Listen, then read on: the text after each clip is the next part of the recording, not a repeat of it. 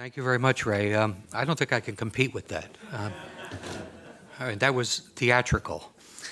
Um, Instead, I would like to go a bit beyond the comments that both of my colleagues have made and suggest not only that Israel is no ally, but also that it is actually not a friend because it does actual damage to the United States through using its considerable access to Congress and the media to promote policies that are good neither for the United States nor for Israel.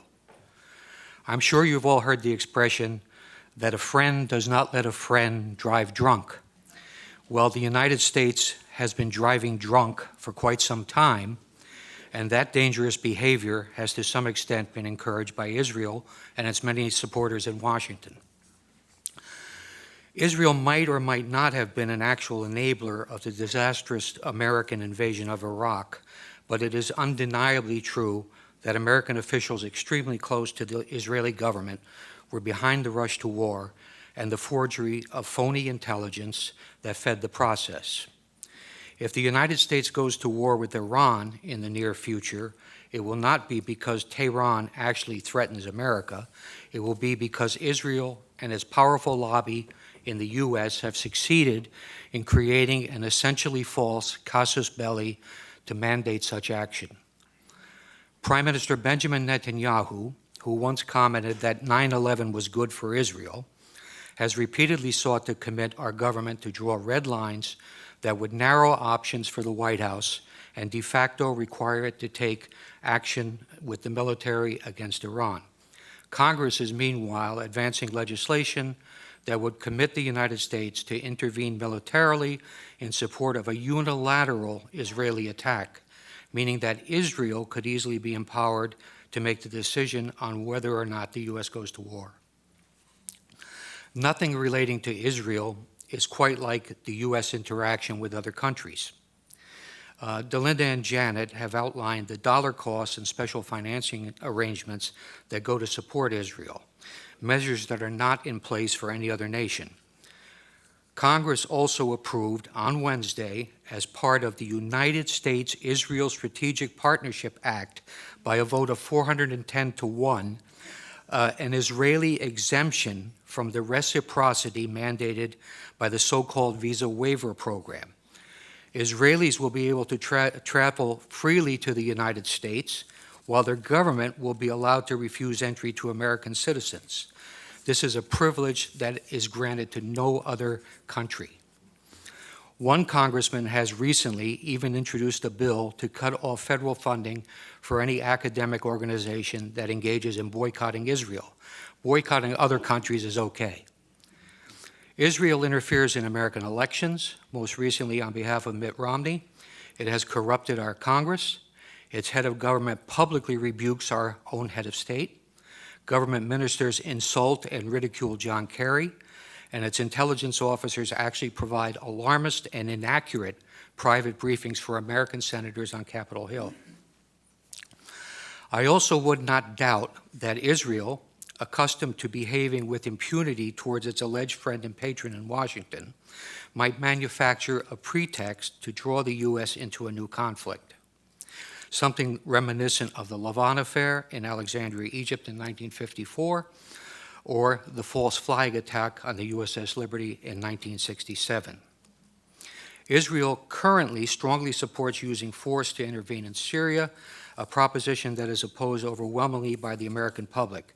In short, Israel has no reluctance to use its enormous political and media clout in the U.S. to pressure successive administrations to conform to its own foreign and security policy views. One other very good reason why Israel should not receive billions of dollars in military assistance annually is its persistent espionage against the United States. Grant Smith has described how Friends of Israel stole enriched uranium from a Pennsylvania refinery to create a nuclear arsenal. More recently, we have learned how Arnon Milchan, a Hollywood producer born in Israel, arranged for the illegal purchase of 800 nuclear triggers. Milchan picked up an Oscar last Sunday without any interference from the FBI. The existence of a large-scale Israeli spying effort at the time of 9/11 has been widely reported, incorporating Israeli companies in New Jersey and Florida, as well as hundreds of art students nationwide. 5 Israelis from one of the companies were observed celebrating against the backdrop of the Twin Towers going down. While it is often observed that everyone spies on everyone else, particularly true if one is referring to our own NSA, espionage is a high-risk business that most countries are extremely careful when they are spying on friends because of fear of blowback. Israel, which relies on Washington for billions of dollars in aid and also for political cover in international fora like the UN, does not spy discreetly, largely because it knows that few in Washington will seek to hold it to account. There were, for example, no consequences for the Israelis when Israeli Mossad intelligence officers, using passports and pretending to be Americans, recruited terrorists to carry out attacks inside Iran, as noted by Mark Perry this morning.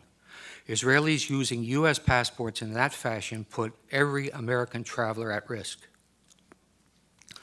Israel, where government and business work hand in hand, has obtained significant advantage by systematically stealing American technology with both military and civilian applications. The U.S.-developed technology is then reverse engineered and used by the Israelis to support their own exports. Sometimes when the technology is military in nature and winds up in the hands of an adversary, the consequences can be serious. Israel has sold advanced weapon systems to China that are believed to incorporate technology developed by American companies, including the Python 3 air-to-air missile and the Delilah cruise missile.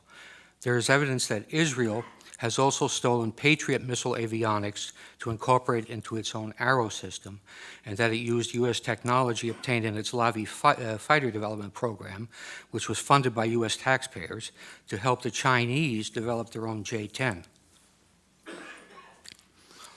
The reality of Israeli spying is indisputable. I might cite the names of Jonathan Pollard, Ben Ami Kaddish, Stuart Nozet, and Larry Franklin as spies for Israel have been caught, but they are only the tip of the iceberg. Israel always features prominently in the annual FBI report called Foreign Economic Collection and Economic and Industrial Collection. The 2005 report states, Israel has an active program to gather proprietary information within the United States. These collection activities are primarily directed at obtaining information on military systems and advanced computing applications that can be used in Israel's sizable armaments industry. It adds that Israel recruits spies, uses electronic methods, and carries out computer intrusion to gain the information.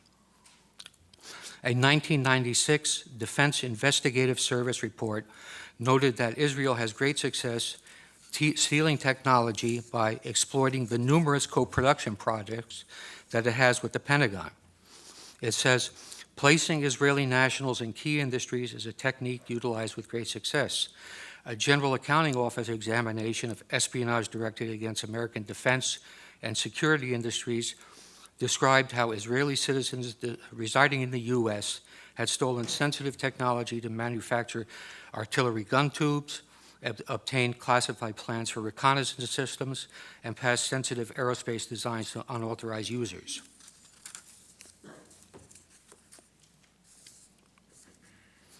The GAO concluded that Israel conducts, and this is a quote, conducts the most aggressive espionage operation against the United States of any U.S. ally.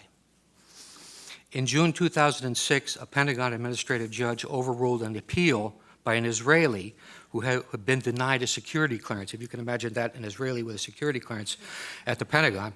But anyway, they overruled him when he appealed it, and said the Israeli government is actively engaged in military and industrial espionage in the United States.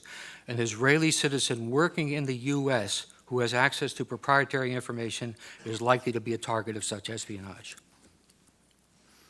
More recently, FBI counterintelligence officer John Cole has reported how many cases of Israeli espionage are dropped under orders from the Justice Department.